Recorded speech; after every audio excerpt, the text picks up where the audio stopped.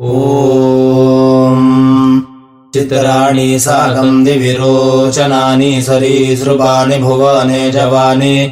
दुर्मिषं सुमतिमिच्छमानो अहानयीर्भिः सपर्यामिनाकम् सुहवमगने कृत्तिका रोहिणी चास्तु भद्रं मृगशीर्षमार्द्रा पुनर्वसु सुनृता चारुपुष्यो भानुराश्लेषायनं मघामे पुण्यं पूर्वा फल्गुन्यौ चात्रहस्तश्चितरा शिवा स्वातिसुखो मे अस्तु राधे विशाखे सुहवानुराधा ज्येष्ठा सुनक्षत्रमरिष्टमूलम् अन्नं पूर्वा रासतां मे अषाढा ऊर्जं देव्युत्तरा आवहन्तु अभिजिन्मे रासतां पुण्या मे वश्रवणश्रविष्ठा कुर्वतां सुपुष्टिम् आमे महच्छतभिषग्वरीय आमे द्वया प्रौष्ठपदाशु शर्मा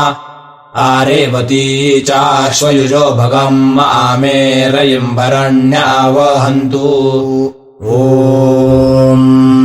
यानि नक्षत्राणि दिव्यान्तरिक्षे अप्सु भूमौ यानि नगेषु दिक्षु प्रकल्पयंश्चन्द्रमा यान्येति सर्वाणि ममैतानि शिवानि सन्तु अष्टाविंशानि शिवानि षग्मानि सहयोगं भजन्तु मे योगं प्रपद्ये क्षेमं च क्षेमं प्रपद्ये योगं च नमो होरातराभ्यामस्तु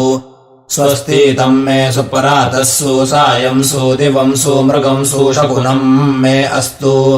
सुहवमगने स्वस्तियामर्त्यङ्गतवा पुनरायाभिनन्दन् अनुहवं परिहवं परिवादं परिक्षवम् सर्वैर्मे रिक्तकुम्भान् वरादान् सवितस्सु वा अपपापं परिक्षवं पुण्यं भक्षीमहिक्षवम् शिवा ते पापनासिकां पुण्यगश्चाभिमे हताम् इमाया ब्रह्मणस्पते विशूचीर्वातैरते सध्रीचीरिन्द्रदाः कृत्वा मह्यं शिवतमास्कृधि